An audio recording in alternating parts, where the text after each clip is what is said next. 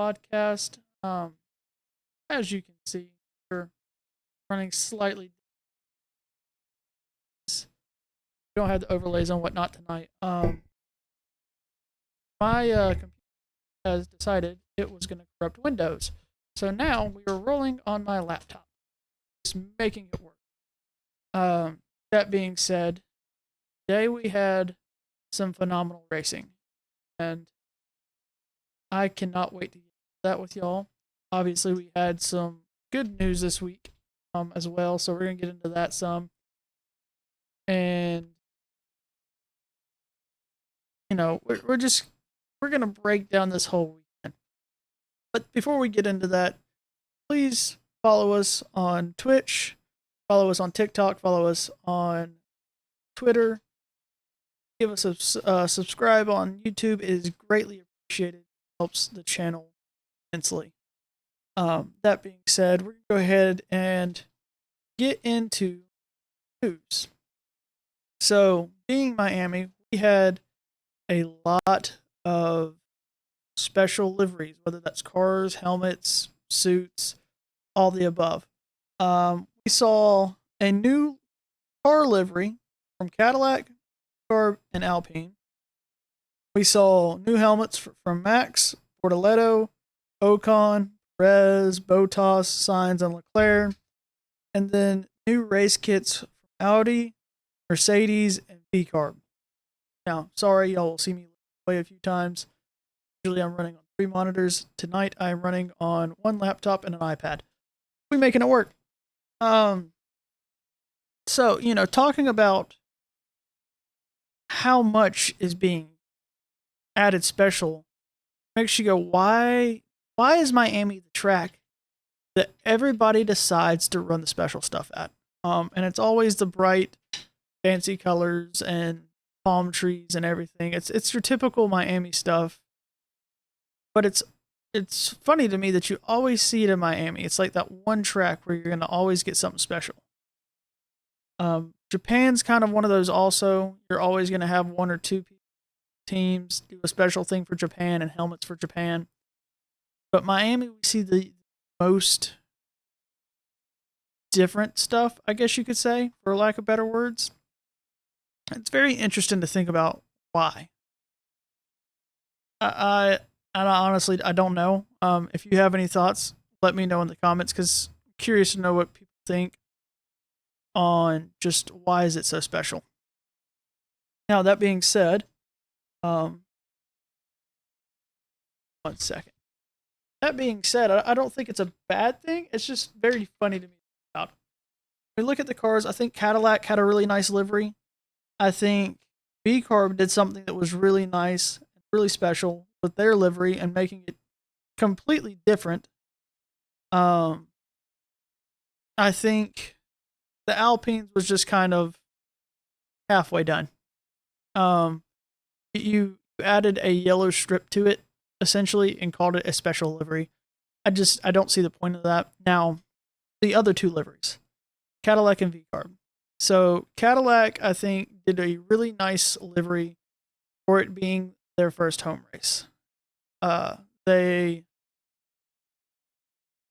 still had the black and white, but then they added USA on the back and added red, white, and blue.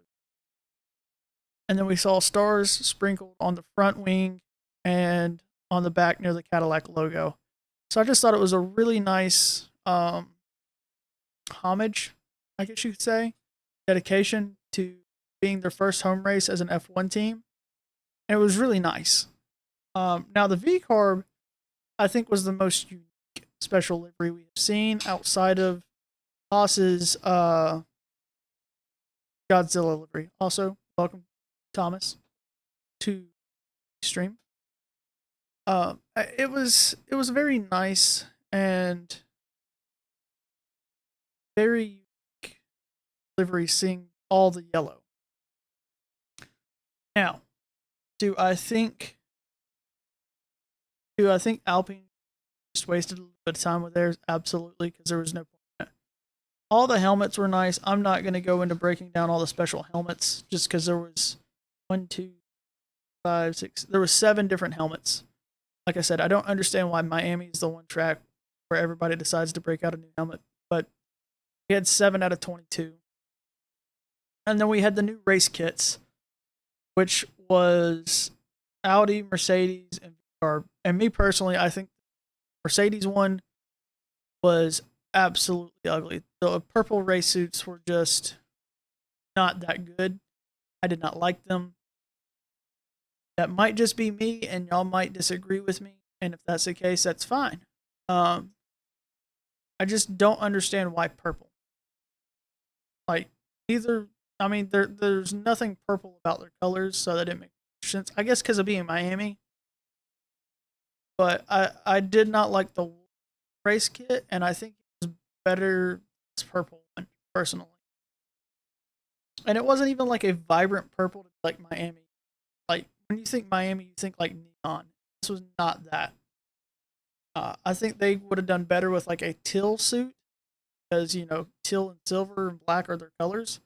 So I think if they had gone with like a neon teal, it would have made more sense because it's one of the colors already, and then it gives that Miami vibe, like on sign. So I mean, I feel like they could have done a much better job, and just didn't well thought out personally.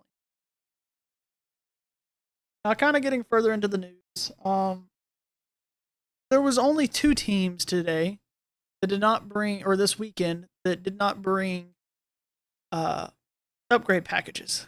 We did not see one from Mercedes, and we did not see one from Aston Martin. And I think that's interesting. And we're going to kind of we're going to cover it now, but we're going to get into questions about it later.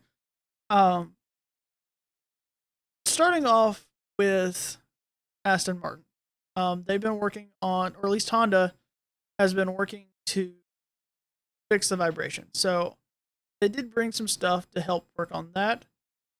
They did not bring any upgrades to the car itself, though. And I think that's, I mean, talking, nobody brought upgrades, or people brought upgrades. That's what they're talking about is adjustments to the chassis, to the body, and to the aerodynamics. And Aston Martin simply didn't do that. They just worked on the engine. Which honestly, if they can get the engine to stop vibrating so they can run the engine as hard as they can, that's more important because they'll have more power. Up until now, they haven't been able to run higher RPMs because it makes the vibration worse. Well, if you can't run higher RPM, you're leaving power on the table. If you're leaving power on the table, you're slower than everybody else.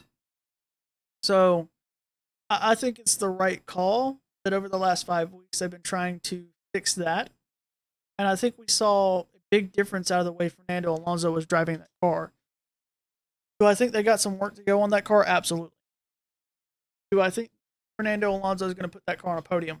No, probably not this season. If he comes back next season and they work out the bugs, they fix some of the issues. No, it's possibly. But right now, it's not like that's happening this season. So, we look at the fact that they haven't really been able to finish a race. And this week, they were actually in the fight. They weren't fighting for points, but they were fighting with other teams. So that's impressive. I would say, considering where they started. If they had started, or they were somewhat in a fight like today, after a 5 week break, that would have been disappointing. But to see that they can actually keep up with other cars other than themselves, I think it was Lance Stroll that said we're basically having the Aston Martin Championship. Talking about him and Fernando Alonso just because they couldn't keep up with anybody else. Now they're actually fighting with Cadillac at least. That is very encouraging, I would say, and I am excited to see how much further Honda takes this, and when they fix that, what new car.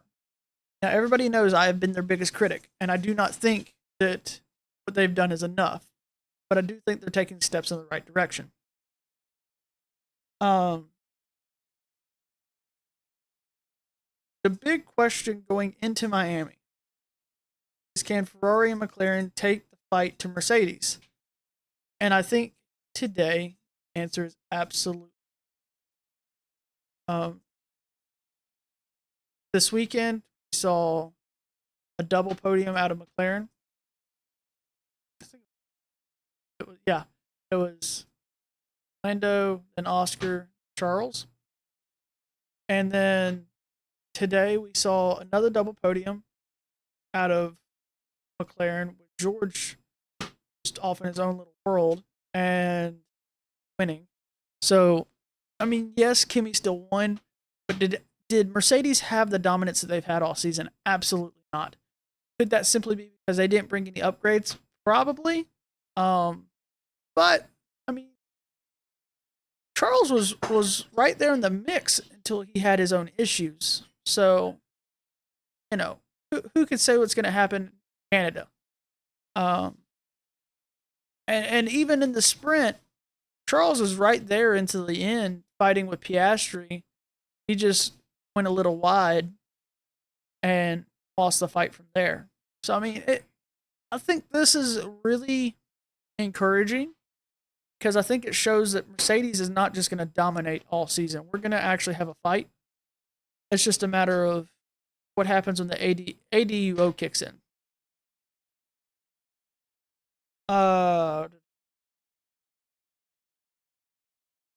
So coming into this weekend, also another big issue is there's a lot of headlines talking about the fact that Colapinto and Colapinto and Esteban Ocon are both under major pressure because their teams do not feel like they perform. Obviously, Colapinto did not perform at all last season. He got 0 points last season. After today, Colapinto has. Let me look real quick, and I will give you a better answer to this because I forgot to look up while I was fighting with. I got to look up the points after today's race. Drivers. Franco Colapinto now has 7 points, which is huge compared to where he was last season. He's in 11th place. He's ahead of Lindblad, Isaac Hadjar, Sainz, Bortoleto, Ocon, Albon, Hulkenberg, Bottas, Perez, and then obviously Alonso and Stroll. I mean, with the car that he has, it only makes sense that he's ahead of these people. The only one that really kind of surprises me is Lindblad because of the way he looked in Australia. Lindblad, I expected him more. But, I mean, he's put the car where it needs this weekend.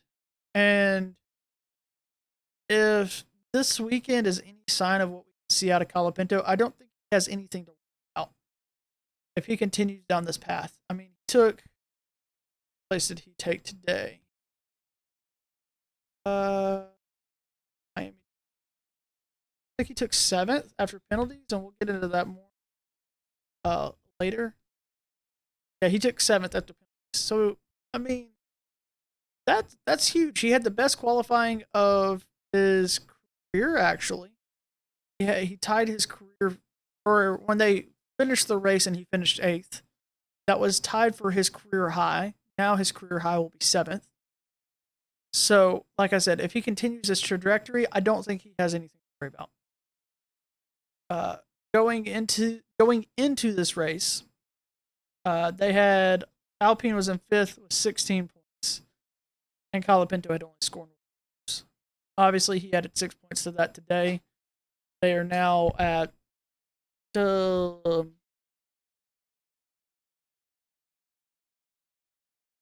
seconds, and I'll tell you exactly. Now they are at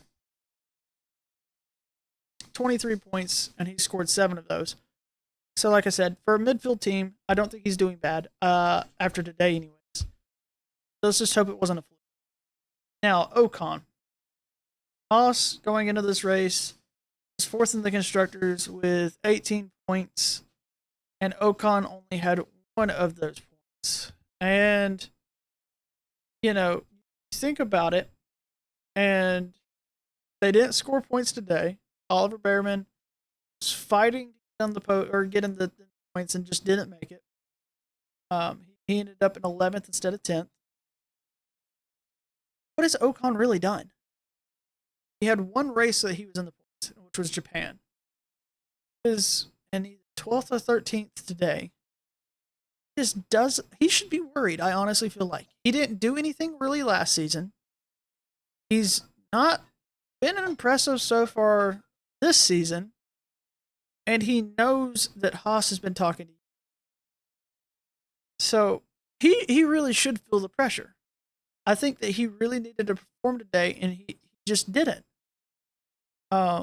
He didn't perform. I mean, I guess he did better in the sprint than he has in the races up to this. But in the Grand Prix, where it matters most, arguably, he just didn't do his job. And you can't expect people to let you keep your job when you're constantly falling short. And that is where Ocon is. It's either just right outside the points or way out of the points or a mile off of his teammate.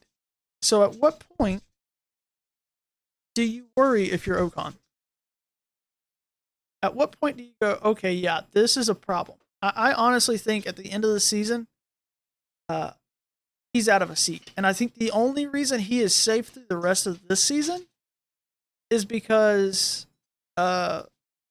Yuki's still under contract. And obviously that's the guy they want. Now, here's what also could happen. If he continues to perform this way, we could see Haas go ahead and move him out of the main seat and put Jack Doohan in it. Because we know they just picked up Jack Doohan as a reserve at the beginning of the season. And why would you do that if you didn't expect to possibly need him when you already have a team of reserves? So I think there is a possibility that they go, well, what do we have to lose? He's not scoring points. Let's throw Doohan in here. Our plan is to get Yuki and him be the main seat. But we got to make do with what we got for now. And I don't know if Haas would do that or if they're just going to wait it out, but he really needs to be worried at this point. Now, let's say Colapinto just had a fluke, right? And today was just abnormal for him and he doesn't perform like this for the rest of the season, right? And let's say they do decide to replace him. Well, who are they going to replace Colapinto with? I don't see them replacing Ocon if Ocon gets dropped because he just left Alpine. And Briatore and Ocon don't exactly get plays. So I don't see that. I don't see anybody leaving their team, so they're going to go grab an F2 guy. So I kind of hope that, I feel like Colapinto's got a lot of hate. I hope that he continues to perform the way he did today. And this weekend as a whole, he looked fantastic in qualifying. Looked really good on the sprint. It would be nice to just see him continue this and keep his seat. Because I don't think I think people look at last season and hold him to the standard of what happened last season. But that car was completely awful. That was one of the worst Alpines I've ever seen. And this year he's actually doing something with a decent car. So I would like to see what he did. But obviously he has to keep his seat to do that. But yeah, like I said, or just a minute ago, I ultimately see Yuki ended up in that Haas. Now, the last little bit of news before we get into actual weekend action. And then there will be some other stuff that comes up from, I guess you could say, news that came out after the race that we'll talk about later. I know I kind of mentioned this last week, but I did some digging into this to make sure that what I said was accurate. So with the way the ADUO specifically works is that engine manufacturers that are 2 to 4% off the power get an extra engine upgrade. Now, this is not based off the car performance. This isn't saying you're running 3-second lap times or you're running 3-minute lap times and everybody's running a minute. Well, if you're in the case of Aston Martin and it's not because the engine's bad, or in their case, the engine's bad. But if the reason why you are so much slower than everybody else is not because your engine is bad, but because your aerodynamics are worse, you look at Williams. Williams is running a Mercedes power unit, which is obviously the strongest power unit on the grid, but they just can't fight because the car is overweight. The aerodynamics aren't there. Granted, they were in the points today, but overall this season, they haven't looked great. They've had other issues. It's not the engine. So what does this mean? So if Mercedes is the benchmark, it's not only Mercedes that won't get the benefit of the ADUO. McLaren won't get it because they run a Mercedes power unit. Williams won't get it. They don't get it. They have a Mercedes power unit. Alpine will not get it because they run a Mercedes power unit. The power unit in this car is the strongest one on the grid. The aerodynamics of the car and the drivers are not, or what's holding it back. I say the drivers, and I mainly mean like Alpine, for example. I don't think you can put Colapinto in a McLaren, see him fight for a win like you did out of Lando today. Like, he is not the worst driver on the grid, I don't think, but he's also not that caliber. Let's just be honest. So, with that being said, Ferrari's biggest competition won't get the ADUO because their biggest competition right now is Mercedes and McLaren. So they will get their engine upgrade with the ADUO. And how is that going to make? We honestly have a year where Ferrari is then in a position to win both the constructor's title and driver's title. If they're the only ones that get that upgrade, and they can fix their power issues that they've had since they went with the smaller turbo that nobody else did, could we see them ultimately fighting for a championship? Because again, teams around them are all running a Mercedes power unit. Power unit itself, the benchmark, because it seems to be the strongest. That's just something to keep in mind. I think it's interesting to see how that's going to go going forward. And I know we've heard Toto arguing, but we end up seeing Zach Brown arguing the same thing. If they do, my statement to that, suck it up because you voted it in. They all talked about this beforehand. Nobody brought this up until now with Toto. Didn't seem to have an issue with it before. So just suck it up. Should have said something sooner. I mean, they knew early enough that Fred was complaining about the start procedures. Why did they not bring this up? Can't bring it up now that you know it's going to be hurting you that bad. That's just not right. So we're going to get into the weekend now. So starting off with free practice, we had an extra 30 minutes, so we had an hour and a half instead of an hour for free practice. Now, why is this so important? I think it is a situation to where getting that little bit of extra time, even though everybody is dealing with the regulation changes, is just nice because you're putting down more rubber on the track to get better grip for later. You're getting more track time in to see how the track feels, how the regulations feel. There's a lot that impacts. So that extra 30 minutes doesn't sound like a lot, but that's a big deal. That gives you a lot more data, and it prepares you for sprint qualifying and the sprint race. So the sprint weekend obviously didn't have an FP2 and FP3. So typically they would have had an extra 2 hours. Instead, they got an extra 30 minutes. In the grand scheme, it's a whole lot less practice, but it's more than you would have typically got on a sprint weekend. So can't complain too much. Beggars can't be choosers kind of deal. But it's nice to see that the FIA was trying to work with them, I guess, a little bit on that. Now, the thing that surprised me most is, at least through FP1 and the sprint part of the weekend, Mercedes looked absolutely awful. George was having issues with the turbo, which he finished free practice in P6, and I know We don't know the fuel loads. There's a whole lot of other circumstances we don't know about for practice. So we can't be like, oh, the car's just terrible. Or, oh, this car is better than that car. Obviously, I get that. I understand that. But when you start having reliability issues in practice, that's not a good thing. So then the other question becomes, if you're having issues with the turbo and you're blowing braking points because of it, does running that entire practice session without it end up causing you harm? And we saw George finished P5 by the skin of his teeth today. Yeah, no, 4. Finished P4 by the skin of his teeth today. Is that why? Is that part of it? I know Miami's not a strong track for him, but he also didn't get a real true feel for the car in practice because that's not how the car was going to drive once you fix the turbo. And I know these are the best drivers in the world, but at the same time, that means that they know how to feel this car to the utmost extent, and part of that feel was gone. How do you expect him to work with that?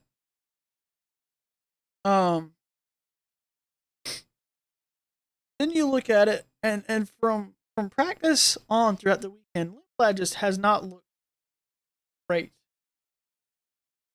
And I say that because, in practice, he was down to like 21st, only ahead of Lance Stroll. And then he didn't look super great in the sprint, if I recall correctly. I'll have to look as we get into the sprint. And he didn't just look fantastic in the feature. So was Australia just a fluke for Lindblad? I know specifically this podcast has had some concerns about Lindblad because he only took 6th place in F2. And then you see that he looked really good in Australia, and I was like, okay, maybe we jumped the gun, but what did he do in China? What did he do in Japan? What did he do this weekend? It wasn't a ton of great stuff. So I mean, we'll see going forward. Maybe he's just having a bad couple weeks. Now, everybody has their strong tracks and their weak tracks, and maybe this has just been a few of his weak tracks.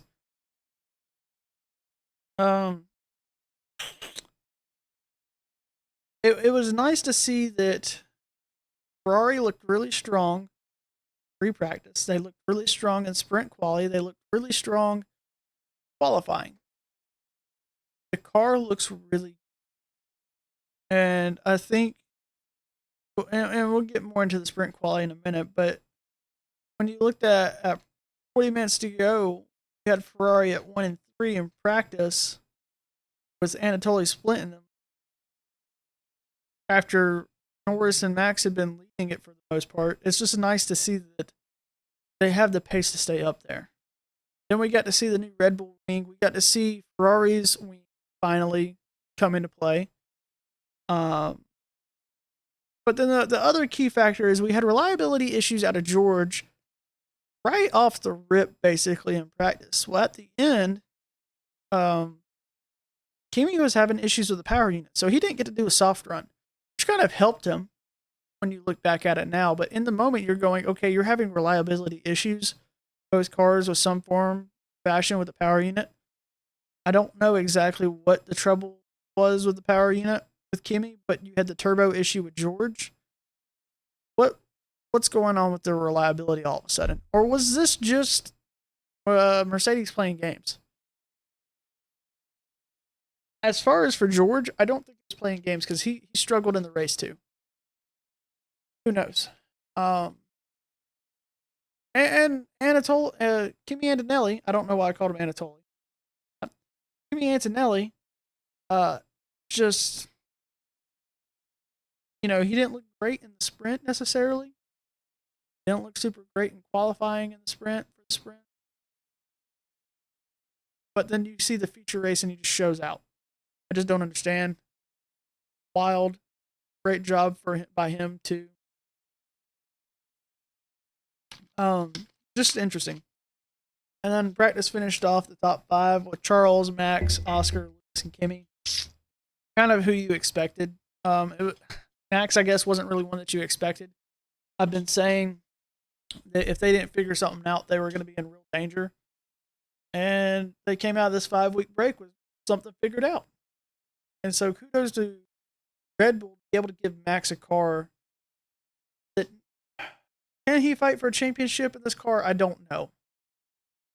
Did he have it in him to win this race today? Absolutely not, I don't think. He had the quali pace. I don't think he had the race pace. Could it have been different if he didn't have to pit when he did? Very possible. But he was able to go out there and run that car hard and have fun with it. So that was nice to see. Now let's get into sprint. Qualifying, we had Charles at the top for FP1 or SQ1 and SQ2, and just didn't have it in SQ3. But then they came out afterwards and said that the overall session, Charles had the fastest lap. That is really nice to see. Charles has been really complaining about how the car feels qualifying, and we didn't see those issues come about from the drivers this time, and it's really nice to see that they're finally getting a car that they can drive full on for a whole lap in qualifying. We're not having to do this lift and coast and kill the track time so we can get and save our energy. And having to do this weird start to where you're rolling through the line and really getting on the gas after turn 1. We're able to just run the race. We're in qualifying. So that was nice to see. Overall, I feel like it kind of went the way everybody expected it to go. There was no real surprises in sprint qualifying. Outside of maybe George not really being in the fight. But when you look at the way it ended, 2 seconds and I will up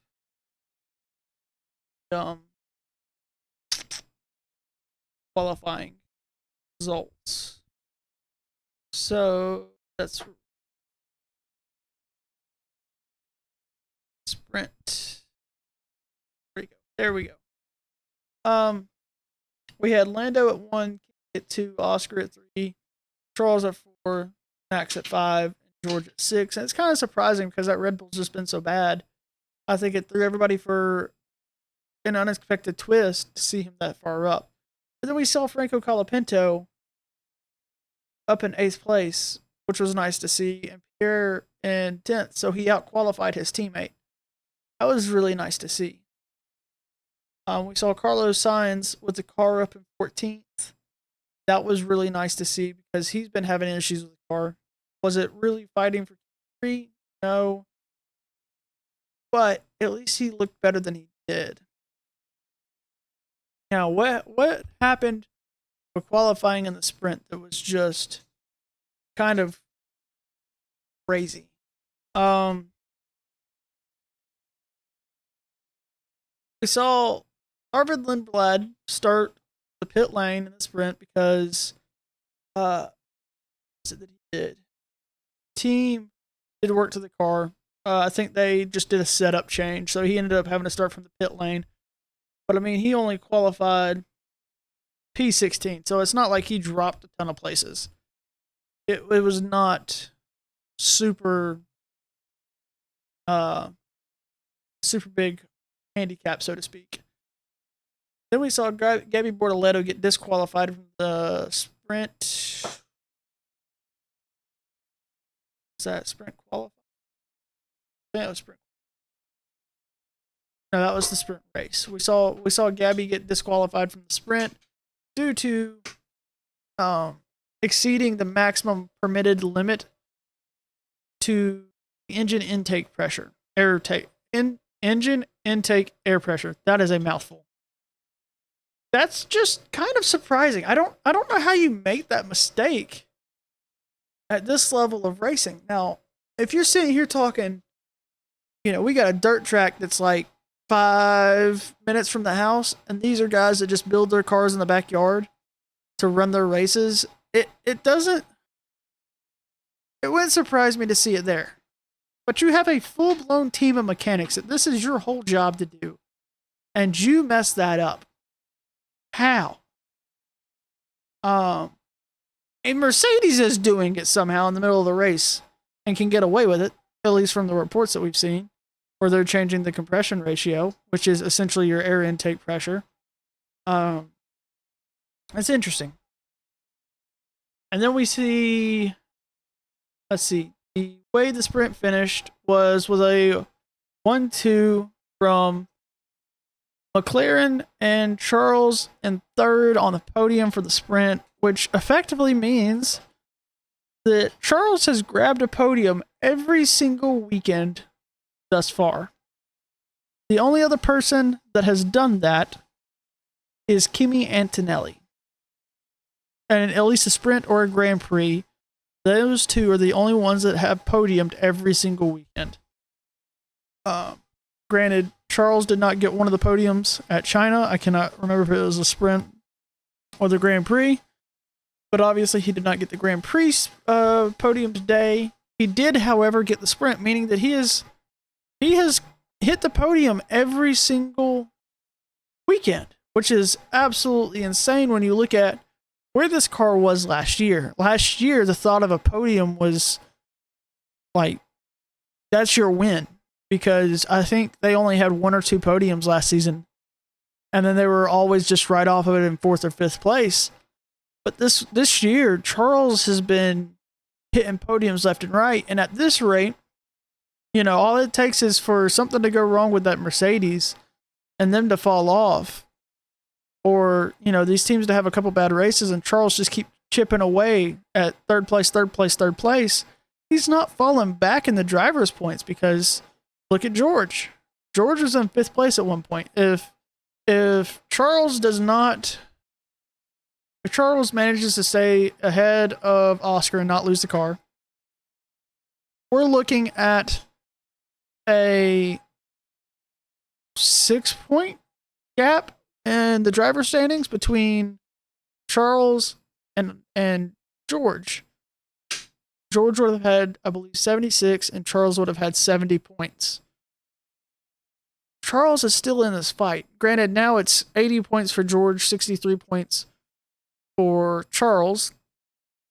But, it's just amazing at what Ferrari is putting on this track right now. Now we're going to kind of look a little bit different. Kimi absolutely botched the start yet again, which in the sprint, which is absolutely mind blowing. Why does he keep botching these starts? They need to figure this out. This is going to end up catching up to him at some point. This was what made it, I feel like, a tighter race than it should have been for Lando, as he had issues with starting last season. And I don't want to see that happen with Kimi. He has done phenomenal, and I don't want to be that be the one thing that holds him back. Now, Hadjar lost 3 places off the start. And I don't know what's going on with that Red Bull. Charles was talking and then we look at it getting into the sprint. It were 2 or 3 turns in, and Charles is like, look, y'all need to say something to Kimi because he's going to end up taking both of us out in wheel to wheel, and it is absolutely scary to do. Is that Kimi is, I don't want to say feeling pressure, but feeling pressure. He is leading the Drivers' Championship, and it's only his 2nd season racing in F1. Now, yes, Kimi is a freak of nature when it comes to racing right now, and is so young and doing so phenomenal, but also being young means less experience. Is it that he is over pushing this car, or do you think pressure is possibly getting to Kimi, so when you're doing this wheel-to-wheel racing, he's having a lot of issues? He's pushing the car where it doesn't need to be pushed. Wait a couple turns and you have a better chance at passing, and it's a safer place to pass anyways. These are the first upgrades that we saw for Cadillac. and they're actually in a fight. Like, they actually looked like they were doing something. So it's nice to see that Cadillac is actually making improvements. There's a lot of good stuff to take away from the sprint weekend. It's the first race we see Ferrari using their new wing. Now, how did it impact this race? I think that if they're running the old wing, when Charles gets passed on the back straight, it's much easier. He had so much more straight line speed, it seemed like, this weekend, and I am here for it. I am all here for it. We need to figure out how Ferrari needs to figure out what needs to be done to make straight line speed that every single weekend. Is it simply that changing that wing, or is there more to it that they can do? I think Canada will be extremely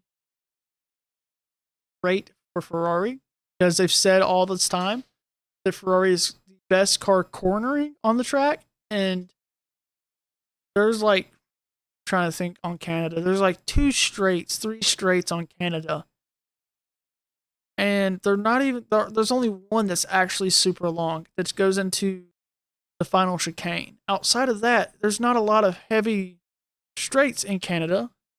So if they can use that rear wing to help them actually survive the straights, could we see a different fight coming with Charles? It'd be very interesting to see. It'd be very exciting to see. I think just the way he drove that sprint says that this car has more fight in it. Let's not forget, he was under a second off of Oscar going into like 3 laps left in the sprint, where he went deep just because he messed up a braking point, I believe is what it was. So, I mean, could we really see something changing with Ferrari? Then we see Max finally had a decent start. He didn't just bog down and drop 6 positions, and I think that's the first real start that he's had all season. Now, we'll get into his start in the feature race, but it was by far not as good. But that was a really good start from Max.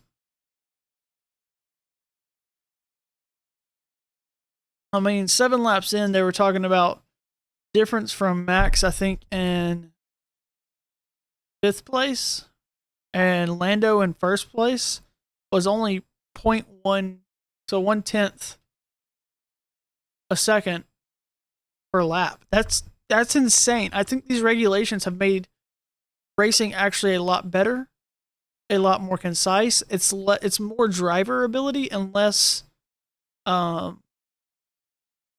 guess, energy. I just played my cards right with my energy, and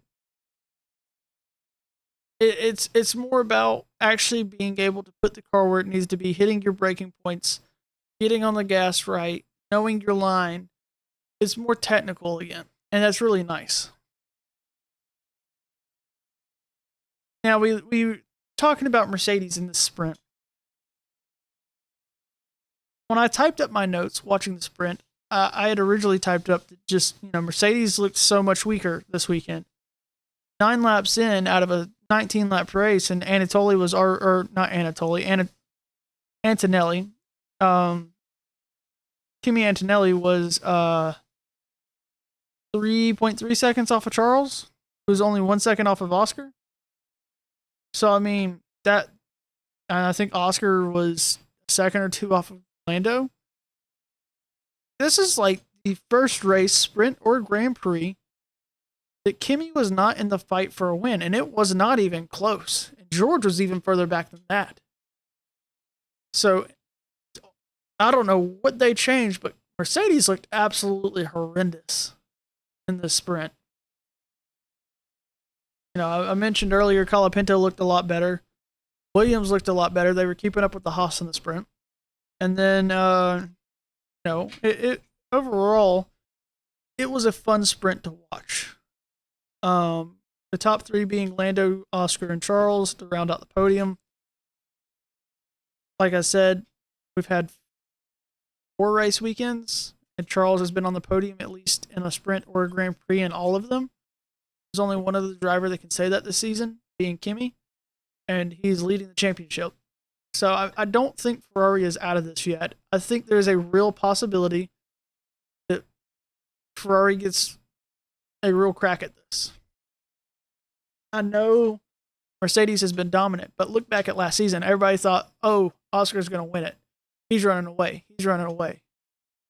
By the end of the season, Max had covered Oscar and was chasing down Lando and only 2 points off of Lando to win championship. He covered, I think it was 102 or 120 points to even be in the fight.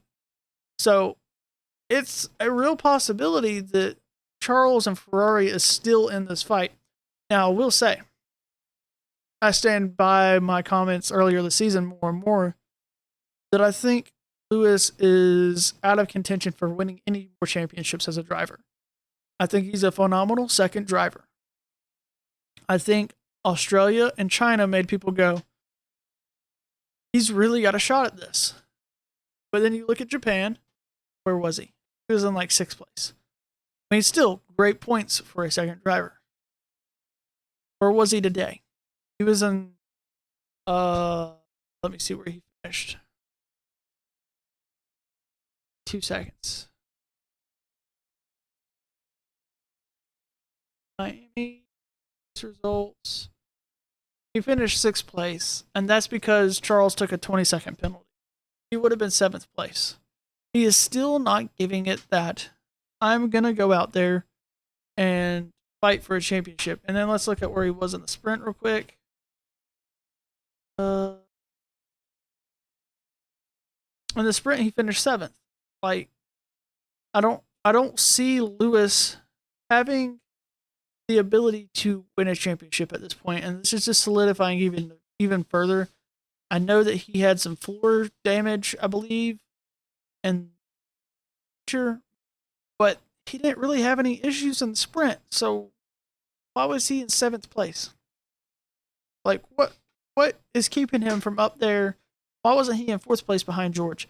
Now, I don't know, because if I remember correctly, Miami is supposed to be one of Lewis's better tracks. So, like, it's just not looking good. He's past his prime. He's getting up there in age. I don't think he's at Fernando Alonso's level to where he's just kind of there. Granted, Fernando Alonso has a terrible car compared to Lewis, but he is not at Charles's level. And I think Lewis fans need to come to that realization. Is he still a good driver? Yes. Can he still win races? Yes. Can he win a championship? No. It's just not going to happen. Now let's get into qualifying some. I think it was very weird that you have a 1-2 out of Oscar and or out of Lando and Oscar. And then we go into qualifying after the sprint, and they were struggling. Ultimately, Oscar finished 7th place in qualifying, but he almost didn't make it out of Q3. How do you go from taking 2nd place in the sprint to being barely alive after Q3? And then still at best getting 7th place. Good on him for that race today and getting on the podium. He had to drive his butt off to get there because he sure didn't help himself in qualifying. I just don't understand how you have all this pace in the sprint and then have no pace in qualifying. Now, Lando didn't look terrible in qualifying. I'm trying to get the exact Q1, Q2, Q3 splits real quick. So he took 4th place. Q1, he did a 129. Which, from what I'm seeing here, would have been, 4th place then. Q2, he did a 128.9, which would have had him all the way back in, looks like 7th place if that's where it had ended, and then he pulled out a better lap in Q3. So, like, neither one of them really had a strong qualifying. Let's just be honest. Neither one of them did. So what happens? Why is it that they had a great sprint quality, a great sprint race, fell off the boat, almost missed the water in qualifying, then had a fantastic race? Something didn't hook up there, I guess, but it's really weird. Then after qualifying, Isaac Hajar was uh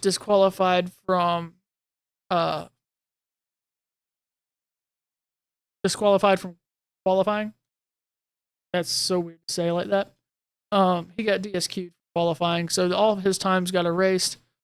And then to make matters worse, he ended up starting from the pit lane doing to a power unit element change.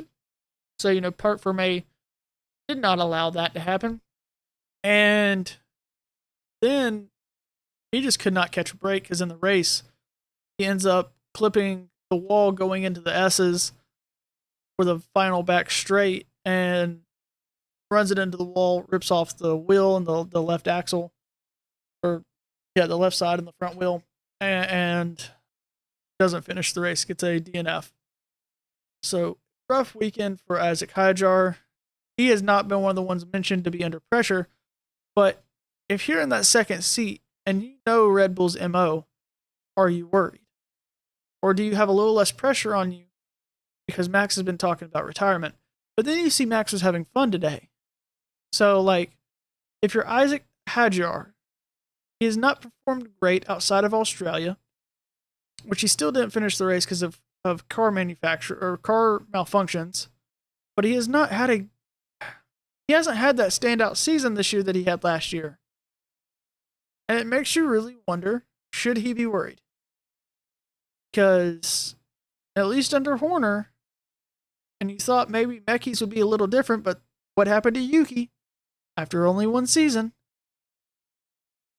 I don't know. His saving grace might be the fact that who are they going to put in that other seat? They're not going to put Liam Lawson in there, I don't see happening. The way Lindblad's driving, it's definitely not going to be him. So he might be safe for another season, but he's got to figure this car out.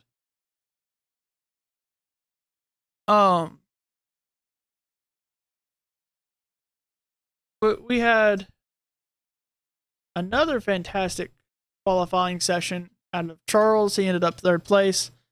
And then we see the start, and it was, if you're a Charles Leclerc fan, which I am, you go, we have two best drivers to start in front of us for Charles' sake.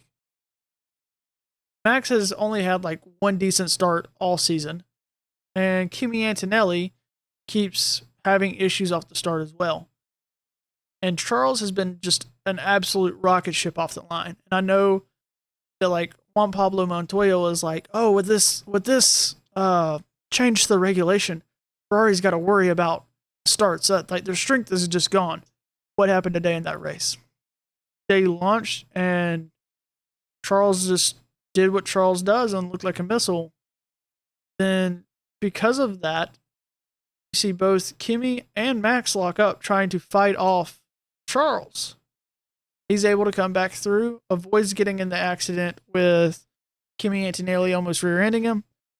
Max fights back, hits the curb, unsettles the car, spins the car, and somehow Charles dodges him and ends up in first place. Absolutely phenomenal start for Charles.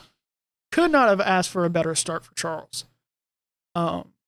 I don't really know exactly what happened throughout the race for that first stint to fall off as hard as it did. He looked really good at the beginning of the stint and then just kind of fell off towards the end of it. I feel like they pitted him maybe a little bit too soon. And maybe if they didn't, he doesn't spin at the end of the race because I think the tires are just worn out. I think if they wait another lap or two, Charles was really not out of the fight with Kimi Antonelli and Lando. So if he's not out of the fight and stays there, what could have happened instead of pitting as early as he did? But I understand they were trying to cover off George. Still didn't happen. Still outran him though. Who knows? There's a lot of what ifs there, but what ifs don't win races. Only results do. And then, like I said, we'll keep talking about Charles here for a second. Going into the last lap, you know, Oscar gets around him. He's pushing to stay with him. He might be able to get back and get on the podium. Ends up losing the car, spins, somehow saves the car from just being absolutely demolished. Pulled a Max almost. Max did the full 360 and kept on going straight. Only lost 8 positions, which is insane to think about. But Charles smacks the front left wheel on the wall. Now, I have not seen any official reports, but I'm thinking it's very possible that he broke the suspension on that left tire. Now, that is just my speculation. Like I said, I have not seen any official reports at this time. But he could not make any right-hand turns and was complaining about difficulties driving the car to right-handers, because if you break the left suspension, the way the car works is when you turn right, the body rolls left. If there's no suspension on the left, the car is not going to be able to take that weight being put on the left-hand tire, meaning you're not going to be able to turn right. And that's why I'm thinking he broke that suspension.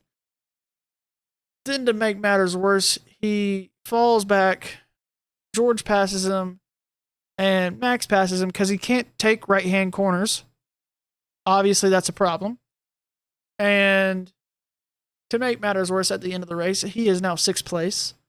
And the FIA goes, you cut, or let me look at the exact wording. It says Charles Leclerc receives a 20-second time penalty for leaving the track on several occasions without a justifiable reason. He just can't catch a break. I feel, personally, like that's a justifiable reason. That you just smacked the car on the wall and broke the left suspension, which is very possible on what happened. Then the FIA goes and checks the car. If they go, yeah, that suspension's broken, but why is he getting penalized for not a justifiable reason? If you read the actual F1 stewards report, it says the stewards heard from the driver of car 16, Charles Leclerc, team representative, and reviewed positioning, marshalling, system data, video, team radio, and in-car video evidence. Car 16 spun on the last lap at turn 3, hit the wall, and continued on track. The driver informed us that the car appeared to find save that the car could not negotiate the right-hand corners properly. Goes back into probably broke the left suspension. Given this problem, he was forced to cut chicanes on the way to the checkered flag. We determined that the fact that he had cut the chicanes, i.e. leave the track, meant that he gained a lasting advantage by leaving the track in that manner. The fact that he had a mechanical issue of some sort did not amount to a justifiable reason. We accordingly impose a drive-through penalty on car 16 given the number of times the car left the track and gained an advantage. He gained such an advantage that he got passed by 2 cars. How is that gaining an advantage? Make that make sense. We also considered whether there was an additional breach in continuing to drive a car with an obvious and discernible mechanical issue. We determined that there was no evidence of there being an obvious or discernible mechanical issue. We therefore take no further action in relation to the potential infringement. Now, what does that mean? In my opinion, that says, can you get the car back safely? Obviously, he could, because he did. He can't exactly pit the car for broken suspension when you're in the middle of the last lap. So the only other option was to park the car there. And where he was at, I feel like that was even less of a safe option. So, I mean, like, let's be real here. It's a very good chance that he did that. Did break the suspension, even though there's no guarantee on that. That's what that was. And I just do not see how you can say that's not justifiable. I think that's a bogus call. I don't work for the FIA though, so that's, just my opinion. And I don't see how you go, oh, you can't turn right, so you cut the chicane at the left of the right-hand turn. Nope, that's not justifiable. You gained a lasting advantage. How do you gain a lasting advantage when you're passed by 2 cars that you were well ahead of, and then, Max, who is on ancient tires, pulls it off to beat you? That's not a lasting advantage. I don't know. Maybe I'm a little biased because I'm a Charles fan. It just doesn't make logical sense to me. Then Max got hit with a 5-second time penalty for crossing the white line at the pit exit, but I mean, that didn't really change any difference. We saw, looking at the not classified, so DNFs, we had Nico Hulkenberg DNF. Cannot remember what caused his DNF. I want to say it was a mechanical failures of some kind.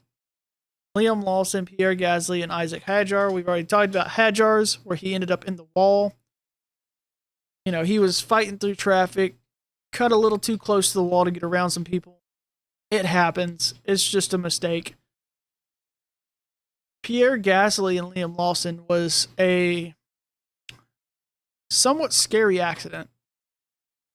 Pierre Gasly ended up flipping. They were going down the back straight, about to go into the final corner. They went into the corner. Liam Lawson went into anti-stall, meaning that he probably lost the gearbox. Speculation is that he was somewhere like in neutral or something, or just couldn't shift gears. And if you don't know about these cars, that means that he can't do any engine braking.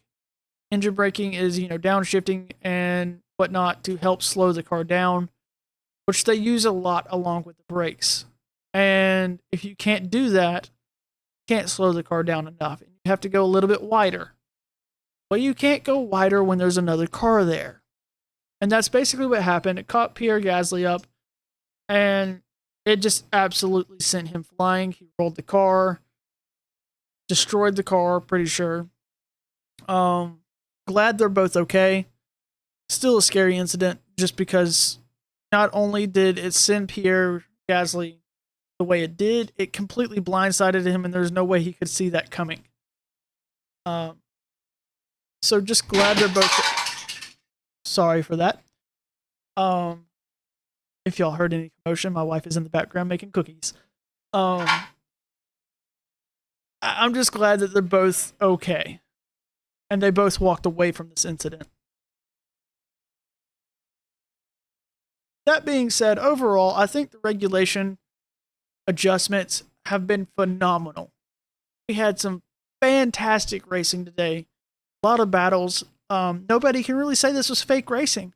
Everything seemed like legit. This was not passed back and forth because you manage your energy better. It was, you could pass somebody and really pull a gap. But then again, you can do the proper strategy call, undercut them, and end up, way ahead. Like, this was true racing today. Nobody can say this was fake racing. And I absolutely loved it. It kept you on the seat of the couch the whole time. Phenomenal. And then you throw in that little twist, the weather. And you go, do you pit earlier like George and Russell and pray it doesn't rain? Which we saw Charles was not happy about. Or do you stay out like McLaren? And it kind of bit him. Because if you should have pit, when you see Charles pit, when you come back around, Lando should have pit, but he didn't. And then Kimi undercut. And ultimately, I think that's what won the race for Kimi. Because that McLaren was really fast and had a lot of pace. Kimi just kept it on track and didn't make the mistakes. So I think that we have a lot of good racing coming our way. And I'm super excited to see what's going to come our way in Canada. That being said, who knows? It's a completely different track than Miami. Past couple of years, we've had some exciting racing at Canada. So hopefully that continues. Thank you for everybody who's shown up. I hopefully will have set up back to normal, or at least closer to normal, next week on my actual PC, and we have a better show for you. Thank you for those who watched anyways. Again, please make sure to follow us on TikTok, Twitch, Twitter, subscribe on YouTube, join the Discord, and we have had some exciting conversations about this week. So with that being said, thank y'all for showing up, and y'all have a great week.